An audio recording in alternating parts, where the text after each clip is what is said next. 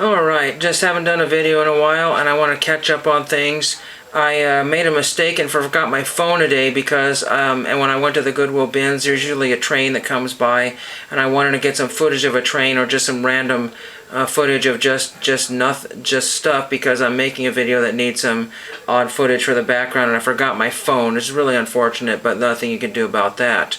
One thing was frustrated, and my nephew and I were watching MacGyver Season 2, and we had watched Season 1 when he was here last time, and I didn't remember getting through Season 2, so I started watching it with him, and every episode had some sort of encryption problem or some sort of glitch in a different spot of each episode. So really annoying, and there might have been one episode that played just fine, or maybe two, but every episode had some part, and then we had to skip. It was just getting out of that stuck spot.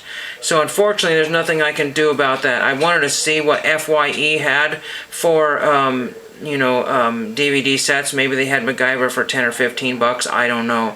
But then I go to Amazon, and Amazon, in their infinite wisdom, now wants $46.99 for Season 2 MacGyver. So that's really ridiculous. Really pretty ridiculous. I tried to go to Pluto TV on the internet and it kind of locked up and got stuck and I was only able to watch 3/4 of one episode, so I have no idea.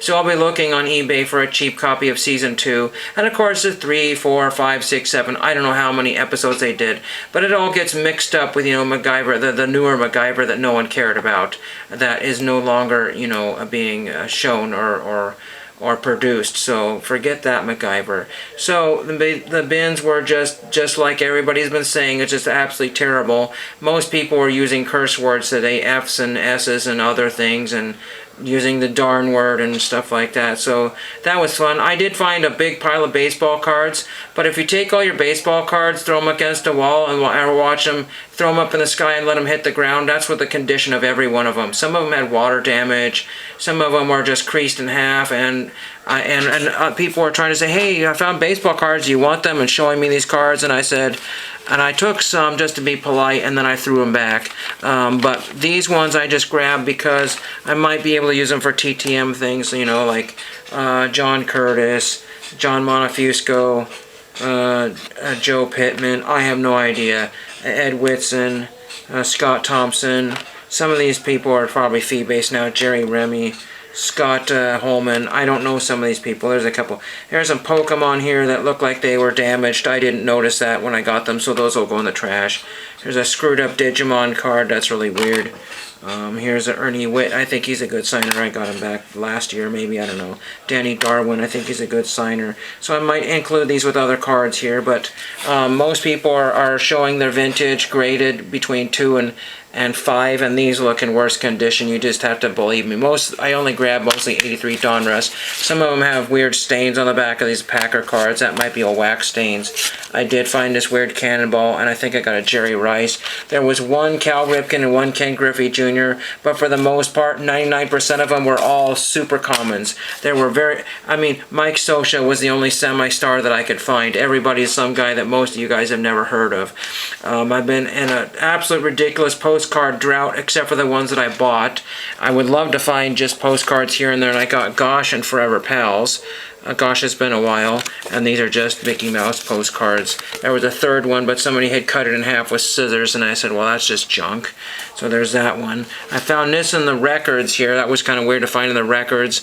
There were absolutely no CDs, no cassettes, there were 2 broken cassette players, and like boom boxes that might have had cassette. I think they were mostly CD boom boxes. They were both listed as broken, does not play, and there was absolutely nothing. So the VCR tapes come out and they're anywhere between $1 and $5 a piece depending on how heavy they are. They should be 25 cents or 50 cents and no more. And nobody bought a single one. They just have to haul those all the back and eat them for all I care. But I got this weird Elvis first day of issue thing. At one time is worth probably about $5. If I had it at a swap meet, I put a big old honkin' 50 cents or $1 sticker on it because it's dented here, a little rip there, and it's kind of been creased here because when somebody tried to pull it out and look at it, they dinged it. So it doesn't have much value to me, but I figured, you know what, might as well save it. So that's kind of interesting there. I got this Ertl tractor here. You probably won't be able to see it that well. It's vintage. It's not super valuable. It's not one of the really highly collectible ones. It's one of those miniature sized ones there. So if I put this on a table and marked it $5 at some point, somebody will probably grab it. If I marked it for 10, it would probably sit there all afternoon and somebody say, why would you want $10 for an Ertl toy? Those are not worth very much. Or my grandkid is not going to have $10. So then I just grabbed it because I just did. The two bigger items that I grabbed here very quickly. I got this Hawaii 5.0 license plate here, and the clerk had to look at it and double check it wasn't a legit license plate. It's just a cheap, flimsy thing. Everybody thought it was a real license plate that you could put on your car. And I had to tell him, I said, it's basically just a dumb, already bent piece of metal that I'm going to hang on the wall, where my other license plates are up here. There are some vintage license plates and some non-license plates up there, so that's where I'm going to hang that, and that's all that's for.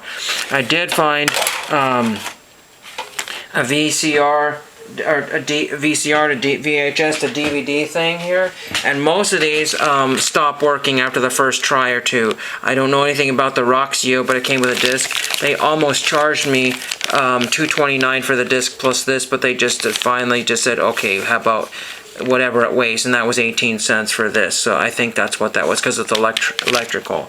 A couple other things here. I got some, I did get one more thing for the bins. It's a huge Craftsman wrench here. This is a 15-inch one. It says Eric Wheatman on it. I know Wheatman's, but I don't know Eric Wheatman. And the thing was is that this was heavy, so my bill cost $8.50 for everything. It might be worth it if that DVD thing works, and if I hang up the license plate. And this I checked this out. This fits really pretty good. It doesn't slip very much. And again, it's a Craftsman. So I'm going to try to clean that up as best as I can and just throw it in the toolbox. It's pretty heavy. So the last things I got were some media, if I can find them here. And I got one record, and what was really annoying is the postal clerk left them out in the hot sun on an 80 or 90 plus degree day, so that was really stupid. The record thankfully didn't melt because it was almost in mint condition, except for it looks like there used to be a Goodwill sticker there that left peeled off the thing and left a bunch of goo on there. I think it might have been a Goodwill sticker. And this is a promotional record from the Eurogliders. Did not know them, but I listened to them on YouTube. I was Can't Wait to See You, or it was Absolutely. It's one of those two songs maybe that I listened to, and I really enjoyed it and said, okay, well, I'm going to grab that one for $1 or $2. And the seller sold me everything for like $6 plus shipping or something, so it was around $10 or $11. I got Yum Yum Tree Trendy, and this is a very unusual, super rare one. I heard it on some community radio station when they had their punk music hours or whatever back 10-15 years ago. Automatic Rejector is a song that I'm familiar with, so I'm going to try to put that up on YouTube because it's not there. And I had one techno music cassette, but I have a terrible cassette player that doesn't really give it justice. It sounds absolutely like barf when you listen to it, so I don't know what I'm going to do with that one. I think that's on YouTube, so I'm not going to mess with that one. Oh, here it is. It says MTRO14. They replace a case with one of those recordable ones here. I'm going to put it in a regular case when I get a chance here, maybe. This is Cleanser, Violence is a Dream. So I can't get a good sense if this is any good or not, but it was 99 cents for that. I think $3 maybe for this one here. I need to replace the case, and I think it was a dollar or two for that record, so it was like $10 or $11, if that, for everything. So that was a pretty good deal on that. That's what I have to share with you today. Some really damaged baseball cards and things that didn't get done today, but there's always the next time, and thank you for watching.